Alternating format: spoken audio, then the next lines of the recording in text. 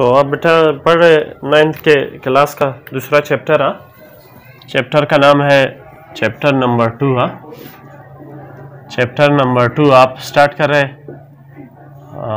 Chapter का नाम है solving a biological problem. Solving a biological problem. Solving a biological problem. Solving a, ये आपके चैप्टर का नाम है, ठीक है। आपके क्लास 9 के चैप्टर 2 का जो नाम है वो क्या है? सॉल्विंग अ बायोलॉजिकल प्रॉब्लम, ठीक है। तो मैंने आपको बताया था बेटा कि जब आप चैप्टर पढ़ते हैं, जब आप इस चैप्टर को स्टार्ट करते हैं, ठीक है, तो आपने दो बातों को याद रखना है, ठीक है।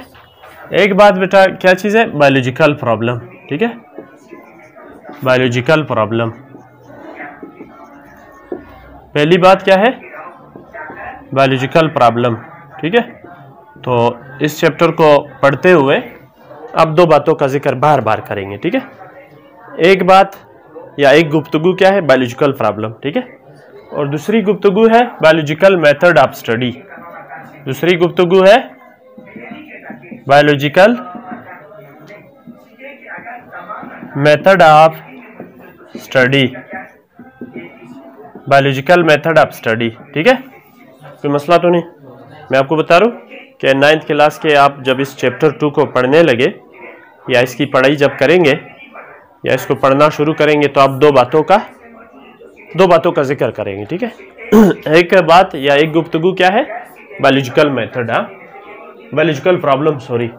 और दूसरी गुफ्तगू क्या है? Biological method of study. दूसरी गुफ्तगू क्या है? Biological method of study. तो बायोलॉजिकल प्रॉब्लम क्या है? बता रहा हूँ बेटा कि इस जमीन में जितने भी जानदार रहते हैं, ढेर सारे जानदार अशिया रहते हैं, समझ आ रहे हैं ना। अगर किसी भी जानदार को दूसरे जानदार से या माहौल के किसी फैक्टर की वजह से कोई मसला लाहक हो, समझ आ रहे हैं ना, ये प्रॉब्लम क्या कहलाती है? बायोलॉजिकल प्रॉब्लम कहलाती है। कोई मसला तो नहीं है ना? वापस सुने, बायोलॉजिकल प्रॉब्लम क्या है? इस जमीन में पाए जाने वाले जितने भी जानदार हैं, हर जानदार को जिस जगह वो रहता है उसको या तो अपने आसपास दूसरे जानदार से कोई मसला लाहक होता है या माहौल के किसी फैक्टर की वजह से कोई मसला लाहक होता है, ठीक है।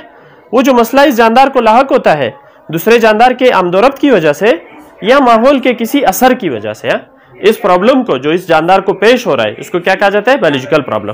तो इसकी कैसे लिखेंगे? आप लिखे बेटा कि the problem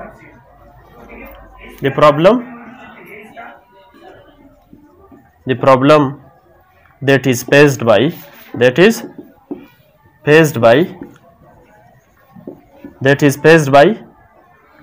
any kind of living organism. The problem that is faced by any kind of living organism.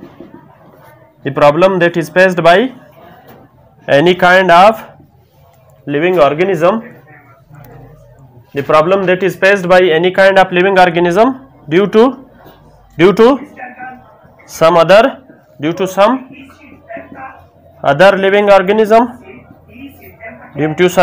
living organism, or due to, और क्या लिखूं? or due to any environmental factor, or due to any environmental factor. This problem is called as biological problem.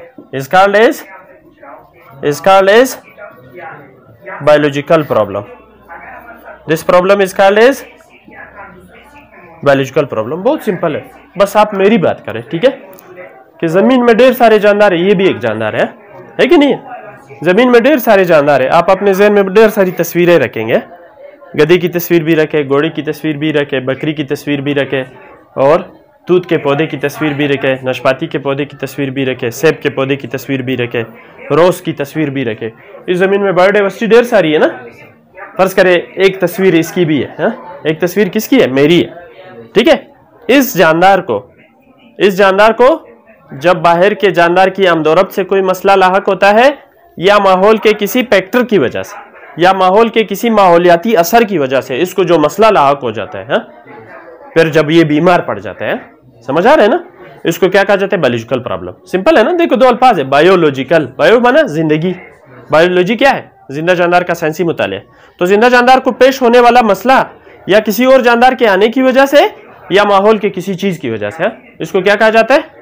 Biological problem. ये बात आपको clear हो गई? कोई मसला तो नहीं? तो इस चैप्टर की पहली जो मेन थीम है या मेन टॉपिक है वो क्या है? Biological problem. देखो आप लिखा भी है सॉल्विंग अ बायोलॉजिकल प्रॉब्लम। अब दूसरे स्टेप की तरफ आते हैं, सोल्यूशन की तरफ आते हैं। बायोलॉजिकल प्रॉब्लम के सोल्यूशन के लिए बायोलॉजिकल प्रॉब्लम के सोल्यूशन के लिए बायोलॉजिस्ट ने एक मखसूस तरीक़ाकार बताया।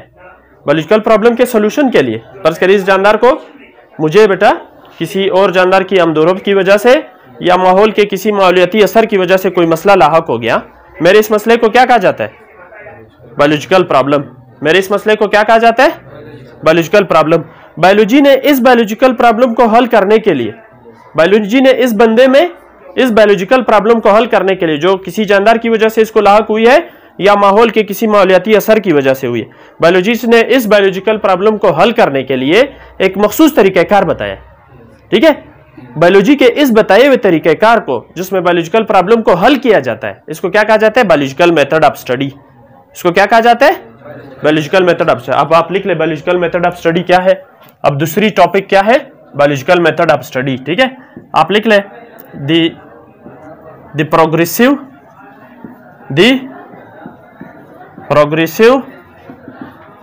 Various step by step, the progressive various step by step the progressive various step by step process used by biologist the progressive various step by step process used by biologist in order to solve biological problem, in order to solve any biological problem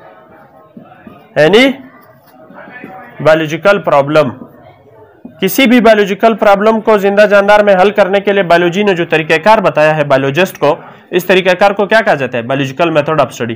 the progressive various step by step process used by biologist in order to solve any biological problem is called as biological method of study. Is called as biological method of study. Is called as biological method of study. बस दो बातों के ऊपर focus करो। एक चीज क्या है? Biological problem. समझ आ रहे हैं ना? हाँ, वो प्रॉब्लम, वो मसला जो इस जानदार को लाहक हुआ है किसी बाहर के जानदार की आमदोरफ्त की वजह से या माहौल के किसी माहौलियाती असर की वजह से, इस जानदार को लाहक होने वाला मसला क्या कहलाता है? बायोलॉजी में क्या कहलाता है? Biological problem. देखो इस जानदार को मसला लाहक हुआ है ना, तो मेरे जिस्म में जो मसला है किसी दूसरे जानदार की आमदोरफ्त की वजह से या माहौल के किसी माहौलियाती असर की वजह से, इस प्रॉब्लम को क्या कहा जाता है? Biological problem. बायोलॉजी ने बेटा इस बायोलॉजिकल प्रॉब्लम को हल करने के लिए एक मखसूस तरीक़ाकार बताया। अब बायोलॉजी के बताए हुए तरीक़ाकार को क्या कहा जाता है? Biological method of study. Biological method of study में दो बातें याद करो। पहली बात यह है कि biological method of study is not one step process. It is not one step process. पहली बात यह कि ये एक स्टेप का प्रोसेस नहीं होता। बायोलॉजी का जो बताया हुआ तरीक़ाकार है ये एक स्टेप का प्रोसेस नहीं होता। समझ आ रहे? दूसरी बात ये रखनी है कि it is not one step process, it is not direct process. It is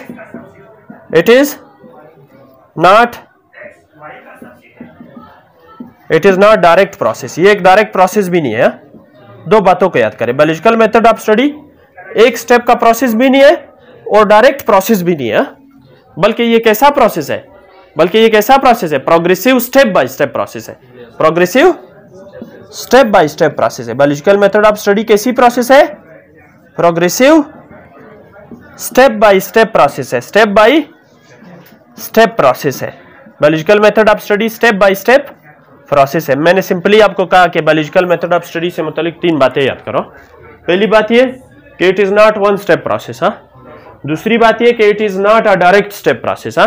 तीसरी बात ये आप ज़हन में रखेंगे कि it is a progressive various step by step process. It is a progressive various step by step process. अब आपने बात जिक्र किया कि ये progressive step by step process है, तो आप लिख ले various steps of biological method of studies are as under. आप लिख ले वेरियस प्रोग्रेसिव स्टेप्स आप biological method of studies are as under. फिलहाल आप बायोलॉजिकल प्रॉब्लम को भूल जाए। अभी आपने इसका जिक्र कर लिया ना, अब लिख ले कि ये जो बायोलॉजिकल मेथड ऑफ स्टडी है, बायोलॉजी का बताया हुआ जो तरीकेकार है जिसमें बायोलॉजिकल प्रॉब्लम का हल निकाला जाता है, जिससे बायोलॉजिकल प्रॉब्लम का हल निकाला जाता है। ये एक स्टेप प्रोसेस नहीं है, डायरेक्ट स्टेप प्रोसेस नहीं है, बल्कि ये क्या है, progressive various step by step process है। तो आप लिख ले progressive various step, progressive various steps of biological method of study are as under. Of biological method of study are as under. देखो बायोलॉजिकल मेथड ऑफ स्टडी जो है one step process नहीं है और डायरेक्ट स्टेप प्रोसेस नहीं है, बल्कि ये क्या है, progressive various step by step process है। अब progressive various step by step process के स्टेप्स मंदरज झेल है। ठीक है, पहला स्टेप्स क्या है, पहला स्टेप क्या है बायोलॉजिकल मेथड ऑफ स्टडी का, ठीक है, पहला स्टेप है ऑब्जर्वेशन। ठीक है, आपके किताब के हिसाब से, ठीक है, observation of biological, observation about biological problem, observation about biological problem. पहला step biological method of study का क्या है, बायोलॉजिकल प्रॉब्लम को हल करने के लिए बायोलॉजिकल मेथड ऑफ स्टडी का पहला स्टेप क्या है, ऑब्जर्वेशन अबाउट बायोलॉजिकल प्रॉब्लम। दूसरा स्टेप क्या है, हाँ, making hypothesis, making hypothesis about biological problem, about biological problem. तीसरा स्टेप क्या है, making deduction, making deduction, making deduction about biological problem. Next progressive step क्या है, मेकिंग एक्सपेरिमेंट या doing experiment about biological problem, doing experiment about biological problem, doing experiment about biological problem. और आखिरी step है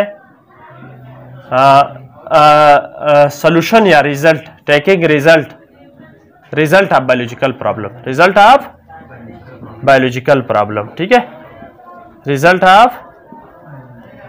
तो ये बेटा बायोलॉजिकल मेथड ऑफ स्टडी के प्रोग्रेसिव स्टेप्स हो गए। ठीक है, ठीक है, समझ आ रहे हैं ना बेटा, नंबर 4 नंबर 5। ठीक है, तो 5 प्रोसेसेस से गुजर कर biological method of study progressive step by step काम है। ठीक है, अब पहले इस तरीकेकार में, बायोलॉजी के इस बताए हुए तरीकेकार में, जिसको बायोलॉजिकल मेथड ऑफ स्टडी कहा जाता है, जिसमें आप बायोलॉजिकल प्रॉब्लम को हल करने की कोशिश करते हो या उसका सोल्यूशन निकालते हो, तो पहला काम आप क्या करेंगे, हाँ, बायोलॉजिकल प्रॉब्लम से मुतालिक ऑब्जर्वेशन करेंगे। ऑब्जर्वेशन करने के बाद, पूरा करने के बाद आप बायोलॉजिकल प्रॉब्लम से मुतालिक हाइपोथेसिस बनाएंगे।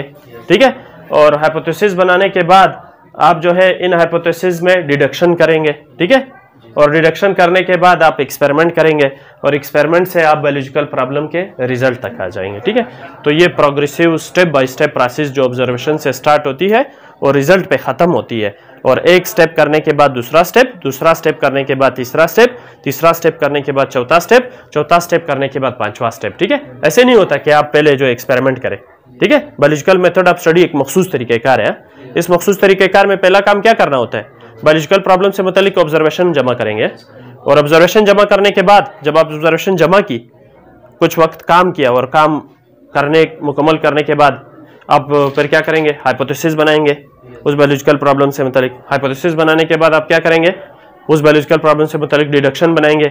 डिडक्शन बनाने के बाद आप उस बायोलॉजिकल प्रॉब्लम से मुतालिक लेबोरेटरी में एक्सपेरिमेंट करेंगे। ठीक है, और एक्सपेरिमेंट करने के बाद आपको रिजल्ट आ जाएगा, रिजल्ट मिल जाएगा। तो इस progressive step by step process को जो बायोलॉजी ने हमें बताई है बायोलॉजिकल प्रॉब्लम को हल करने के लिए, इसको क्या कहा जाता है, बायोलॉजिकल मेथड ऑफ स्टडी। अब 2 बातें आपको क्लियर हो गई ना, एक बात क्या चीज होगी, बायोलॉजिकल प्रॉब्लम, हाँ, एक बात क्या होगी, देखो इस बंदे को बाहर के जरासीम की वजह से जो मसला लाहक होता है या माहौल के किसी असर की वजह से, इसको क्या कहा जाता है, बायोलॉजिकल प्रॉब्लम। बहुत सिंपल है, आप सारी बातों को एक साथ करें, कंसोलिडेट करें। इस जानदार को बाहर के किसी जरासीम की वजह से कोई प्रॉब्लम लाहक होती है या माहौल के किसी असर की वजह से, इस प्रॉब्लम को क्या कहा जाता है? Biological problem. इसको जो मसला पेश होता है किसी जानदार की वजह से या बाहर के किसी माहौलियाती असर की वजह से, इसको क्या कहा जाता है? Biological problem. बायोलॉजी ने बेटा इस बायोलॉजिकल प्रॉब्लम को हल करने के लिए एक मखसूस तरीक़ाकार बताया। बायोलॉजी के इस बताए हुए तरीक़ाकार को क्या कहा जाता है? Biological method of study. Biology की ये जो तरीक़ाकार है ये एक स्टेप प्रोसेस नहीं है, डायरेक्ट स्टेप प्रोसेस नहीं है, बल्कि progressive step by step process है। तो इस बंदे में जो बायोलॉजिकल प्रॉब्लम पाई जाती है इसको हल करने के लिए पहले बायोलॉजिस्ट क्या करता है? ऑब्जर्वेशन करता है। इस बायोलॉजिकल प्रॉब्लम से मुतालिक क्या करता है? ऑब्जर्वेशन करता है। ऑब्जर्वेशन करने के बाद इसी बायोलॉजिकल प्रॉब्लम से मुतालिक क्या करता है? हाइपोथेसिस बनाता है। हाइपोथेसिस लेने के बाद इस बायोलॉजिकल प्रॉब्लम से मुतालिक क्या करता है? डिडक्शन बनाता है। डिडक्शन बनाने के बाद बायोलॉजिस्ट क्या करता है? एक्सपेरिमेंट करता है। एक्सपेरिमेंट करने के बाद उसको रिजल्ट आ जाता है। ठीक है, तो हम इसको डिटेल से पढ़ेंगे, इन स्टेप्स को पढ़ेंगे कि ऑब्जर्वेशन में क्या काम होता है। समझ आ रहे हैं ना बेटा? ये तो हम स्टेप पढ़े ना, फिलहाल हम डिटेल में नहीं पढ़े कि बायोलॉजिस्ट जो है ऑब्जर्वेशन में क्या काम करता है। ठीक है, या ऑब्जर्वेशन किस चीज़ को कहते हैं। फिर आप पढ़ेंगे हाइपोथेसिस क्या है, ये हाइपोथेसिस कैसे बनाए जाते हैं। फिर आप पढ़ेंगे डिडक्शन क्या है, डिडक्शन कैसे बनाए जाते हैं। फिर आप पढ़ेंगे एक्सपेरिमेंट क्या चीज़ है, एक्सपेरिमेंट कहाँ होती है। समझ आ रहे हैं ना बेटा? तो ये हम इंशाल्लाह नेक्स्ट लेक्चर में, इसी टॉपिक का सेकंड लेक्चर है, ये फर्स्ट लेक्चर हो गया। ये क्या हो गया? फर्स्ट लेक्चर हो गया। कल हम इसका सेकंड लेक्चर देंगे, तो आप यहाँ जस्ट स्टेप पढ़ेंगे। ठीक है, कोई मसला तो नहीं। फिर आप एक बायोलॉजिकल प्रॉब्लम भी पढ़ेंगे। ठीक है, यहाँ तक बात क्लियर हो गई?